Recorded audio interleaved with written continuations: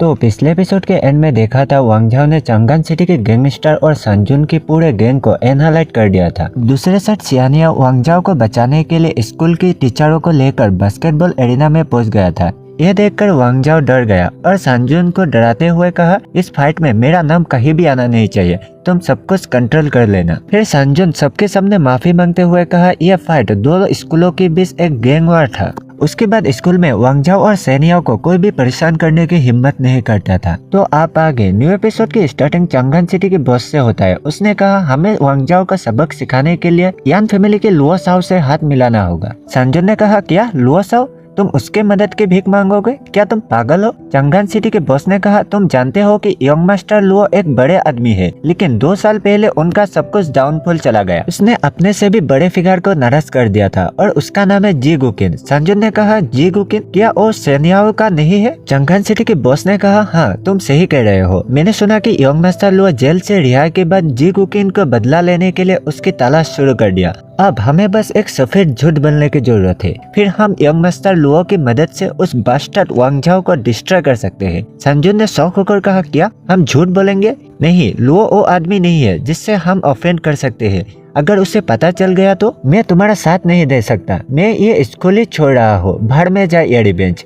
मैं कम से कम अपना जान तो बचा सकता हूँ। चंगन सिटी के बॉस ने कहा, संजुन तुम कायर, क्या उससे रिवेंज लेना नहीं चाहते? संजुन वहाँ से जाते हुए कहा, तुम मैडमैन, अपने रिवेंज अपने पास ही रखो। फिर सेन वांग झाओ और सियानाओ की तरफ शिफ्ट होता है। वो दोनों बीच के किनारे डेट पर आए हैं। वांग झाओ ने कहा, सियानाओ तुम आंखें बंद करो, तुम्हारे लिए एक सरप्राइज है। फिर सियानाओ के हाथ में एक जेड पेंडेंट की नेकलेस रख दिया। इस नेकलेस को देखकर सियानाओ ने कहा, कितना ब्यूटीफुल है, क्या इसमें से कुछ लाइट निकल रही है?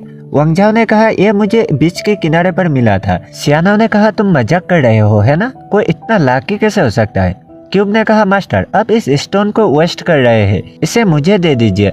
आप इस तरह की रियर जेम को किसी नॉर्मल लड़की को देकर कैसे वेस्ट कर सकते हैं? दूसरे साइड सियानाओ ने कहा, Wang Zhao thank you. Wang Zhao ने मन में कहा, शट अप क्यूब, तुम्हें लव की फीलिंग समझ नहीं आएगी। फिर से 3 डेज पहले शिफ्ट होता है। वांग झाओ ने ट्रेन में जाते हुए कहा, इस फाइट के बाद मुझे रियलाइज हुआ कि मेरे पास अभी जो पावर है वो काफी नहीं है, इसलिए मैंने ट्रेजर हंटिंग की प्लानिंग किया था, क्योंकि मेरा पावर बढ़ाने का सिर्फ एक ही तरीका है और वो है मुझे और रेयर स्टोनों को आपस में जोड़ना, ताकि मैं पहले से ज्यादा पावरफुल बन सकूं। इसलिए मैंने सिटी में छुपा रेयर स्टोनों को तलाश कर रहा था। तभी क्यूब ने कहा, मास्टर मुझे कुछ ऐसा रेयर चीज मिल गया है जिससे आपकी पावर काफी ज्यादा बढ़ जाएगा। फिर क्यूब की मदद से ट्रेजर की लोकेशन देखकर शॉक हो गया, क्योंकि वो स्टोन किसी बिल्डिंग के पिलर में गड़ा था। तभी वो लोग घूमते घूमते एक दुकान के पास आ गया। क्यूब ने कहा, मास्टर मैंने यहाँ ढेर सारे स्टोन के ऑरा को महसूस किया है। तभी उस दुकान के लड़के ने कहा, सर कौन सा ज्वेलरी चाहिए? क्यूब ने कहा, मास्टर जल्दी से उन्हें ले लीजिए। वांग झाओ ने कहा, शट अप क्यूब, क्या तुम मुझ जैसे इस गरीब आदमी के साथ खिलवाड़ कर रहे हो? फिर दुकानदार से कहा, नहीं मैं बस इधर उधर देख रहा हूँ। क्यूब ने कहा, मास्टर वो देखिए और एक रियर स्टोन। वांग झाओ ने कहा, मुझ जैसे ह्यूमन को कुत्ता जितना अच्छा लग भी नहीं है। यहाँ तो सिटी में रियर स्टोन ढूंढने पर भी हासिल करना मुश्किल है, इसलिए मैंने काउंट्री साइड इलाके में जाकर उन रियर स्टोनों को तलाश करने का फैसला किया जिनका कोई भी ओनर नहीं है। और मैंने इस जर्नी में जो भी रिसोर्सेज की जरूरत थी वो सब अपने सेविंग से खरीद कर क्यूब स्पेस में रख लिया और उस माउंटेन की ओर जाने लगा जो मेरे घर के करीब है। फिर आगे बढ़ते हुए मुझे एक बड़ा सा स्टोन के अंदर रियर स्टोन मिल गया। वो रियर स्टोन लिया है या नहीं वो दिखाया नहीं गया। फिर दूसरे सीन में कहा, क्या ये उस तालाब के बीचों बीच है? फिर दूसरे सीन में मिट्टी खानते हुए कहा, क्या वो 50 मीटर नीचे है? डैम इट, क्या ये और हार्ड कर सकते हो? मुझे रियर जेम्स की एग्जैक्ट लोकेशन तो पता होने के बावजूद भी उसे लेना इम्पॉसिबल हो रहा है। तभी क्यूब ने कहा, मास्टर मिडिल में देखिए, ऐसा लग रहा है वहाँ एक अंडरग्राउंड केव है और वहाँ से ऑरा का तेज रिएक्शन आ रहा है। यह सुनकर वांग झाओ चौंक कर उठ गया और कहा, क्या एक अंडरग्राउंड केव? तभी क्यूब की मदद से अपने सेंस को अंडरग्राउंड केव में ले जाने लगा और कहा, मुझे तो केव के अंदर ऑरा का एहसास हो रहा है, लेकिन मैं वहाँ टेलीपोर्ट नहीं कर पा रहा हूँ, ऐसा क्यों हो रहा है? क्यूब ने कहा, अगर खोजा गया एरिया में एयर जाने जितना भी रास्ता ना हो तो टेलीपोर्ट नहीं किया जा सकता। आपको कम से कम 1 सेंटीमीटर जितना चौड़ा गैप ढूंढना होगा। वांग झाओ ने कहा, क्या एक गैप ढूंढना होगा? मैं अब गैप कहाँ से ढूंढूं? ओ हाँ, अगर ये गैप बड़ा है तो आसपास की वाटर सोर्स से कनेक्ट हो सकता है। फिर वो पास की एक रिवर के पास चला गया और क्यूब से कहा रिवर के नीचे माइक्रोवेव रेडिएशन का यूज करके किसी भी दरार का पता लगाओ ताकि हम टेलीपोर्ट कर सके। फिर वो थोड़ी देर तक ढूंढने लगा, फिर शौक होकर कहा हाँ मिल गया, जैसे कि मुझे उम्मीद थी। इसे ढूंढने में ज्यादा टाइम नहीं लगा, तो चलो इसे आजमा कर देखते हैं। फिर वो वहाँ से तुरंत गायब होकर अंडरग्राउंड केव में पहुंच गए और जमीन में ढाम से गिर गया। फिर क्यूब स्पेस से टॉर्च निकलकर कहा यहाँ तो इतना अंधेरा और ठंड लग रहा है, ये केव इतना बड़ा है कि क्या कहो, इस पर अकेला हो सोचकर ही डर लग रहा है। तभी वो आगे देखकर डर गया और चिल्लाकर कहा अरे वो क्या है, क्या एक मेंढक, उसने मुझे डरा दिया। उफ, मुझे डरने की तो कोई बात ही नहीं है। अगर डेंजर लगे तो मैं क्यूब स्पेस में आराम से छुप सकता हूँ, लेकिन मुझे टेलीपोर्टेशन कम से कम यूज करना होगा ताकि मैं कभी भी डेंजर के समय उसे यूज कर सकूं। फिर थोड़े दूर जाकर रुक गया और कहा अरे आगे तो रास्ता ब्लॉक है, डैम इट, जेम्स तक पहुंचने में अभी भी काफी लंबा रास्ता तय करना है। अब मैं क्या करूं? क्या यहाँ 2 अंडरग्राउंड केव है? क्या अब इतना हार्डवर्क करने के बाद मुझे खाली हाथ ही घर जाना होगा? नहीं, ऐसा नहीं हो सकता। तभी उसके मुंह पर कोल्ड विंड लगने लगा। यह महसूस करके कहा क्या विंड?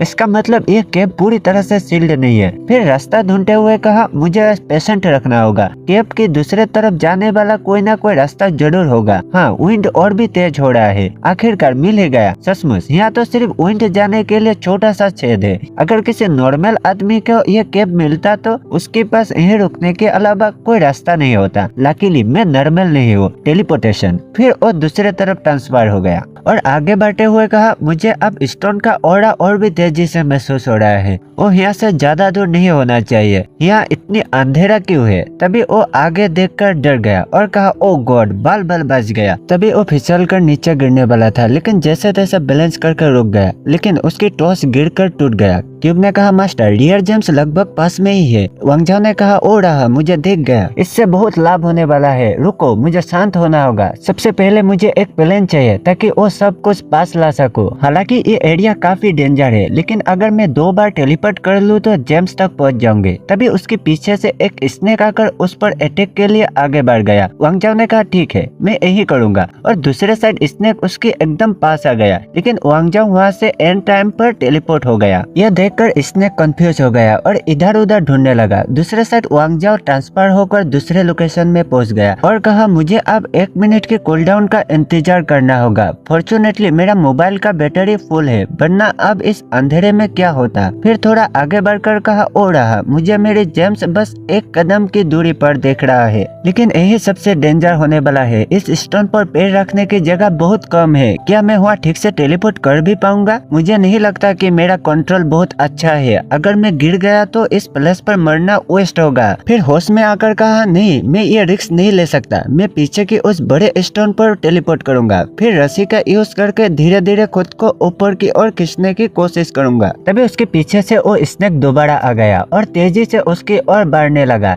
जैसे ही वो स्नेक वांगजाओ को काटने वाला था, वांगजाओ ने कहा चलो कूलडाउन खत्म हो गया और वहाँ से टेलीपोर्ट होकर दूसरे लोकेशन पर पहुंच गया। स्नेक दोबारा अपने मुंह से निवाला छीनता देखकर गुस्सा हो गया। दूसरी तरफ वांगजाओ खुद को रस्सी से बांधकर जेम्स के पास जाने की कोशिश करने लगा।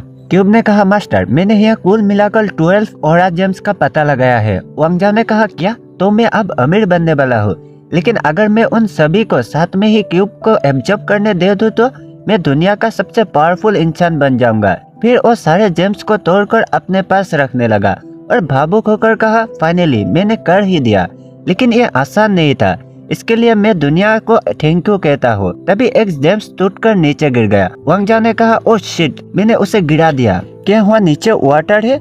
उस क्लाउड की वजह से कुछ दिखाई नहीं दे रहा। अरे हाँ, मैं तो भूल ही गया। मैं माइक्रोवेव रेडिएशन का यूज करके उसे आसानी से ढूंढ सकता हूँ। रुको, ये क्या चीज है? उसी वक्त उस स्नेक ने वांगजाओ के ऊपर अटैक कर दिया, लेकिन वांगजाओ ने जैसे तैसे उस स्नेक की अटैक को रोक लिया। तभी उसके पैर फिसल गया और दोनों पानी में गिर गए। फिर उस स्नेक की तरफ अटैक करके कहा मैं इतनी आसानी से नहीं मरूंगा। क्यूब, मैं क्यूब स्पेस पर टेलीपोर्ट क्यों नहीं कर पा रहा हूँ? क्यूब ने कहा मास्टर मैं आपकी वेट से ज्यादा वेट वाले लाइफ फॉर्म को स्पेस में टेलीपोर्ट नहीं कर सकता। वांगजाओ ने कहा क्या लाइफ फॉर्म? मैंने कहा क्या मैं इस स्नेक को भी स्पेस में लाना चाहता हूँ। और मन में कहा डैम इट, मैं समझ गया, ये स्नेक मेरी चारों ओर लिपटे हुए है, इसलिए क्यूब ने मेरी बॉडी का पार्ट ही समझ लिया होगा।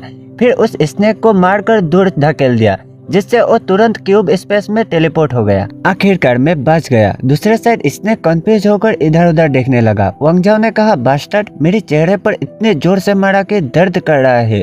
क्यूब, अभी अभी जितने भी जेम्स कलेक्ट किया है उन सभी को आपस में मिला दो। क्यूब ने कहा, मास्टर, इस बॉक्स में टोटल 11 लो लेवल की क्रिस्टल है। 3 लो लेवल की क्रिस्टल मिलाकर एक मीडियम लेवल की क्रिस्टल बनाया जा सकता है और 3 मीडियम लेवल की क्रिस्टल मिलाकर एक हाई लेवल की क्रिस्टल बनाया जा सकता है। क्या आप सभी क्रिस्टल को फ्यूज करेंगे? वांग जाओ ने कहा, हाँ बिल्कुल, शुरू करो। क्यूब ने कहा, लेकिन इसमें कुछ टाइम लग सकता है, लगभग 100 आवर्स। वांग जाओ ने शौक होकर कहा, क्या 100 आवर्स? क्यूब ने कहा, मास्टर, अब 2 जेम्स बचे हैं जिनका यूज करके अब उस स्नेक से निपट सकते हैं। वांग जाओ ने कहा, ठीक है, अपना काम शुरू करो। फिर क्यूब ने कहा, मास्टर, इस बार आपका एजिलिटी +2 और मेंटल स्ट्रेंथ +4 मिला है। वांग जाओ ने कहा, ठीक है, अगर मैं अब अपने हर मिनट का टेलीपोर्टेशन पावर यूज करूँ तो शायद उससे आसानी से हरा पाऊंगा। फिर स्पेस से बाहर आ गया। वांग जाओ को देखकर स्नेक गुस्सा हो गया और उसकी तरफ अटैक के लिए आगे बढ़ गया, लेकिन तभी स्नेक बीच में ही रुक गया और घबराकर वांग जाओ की तरफ देखने लगा।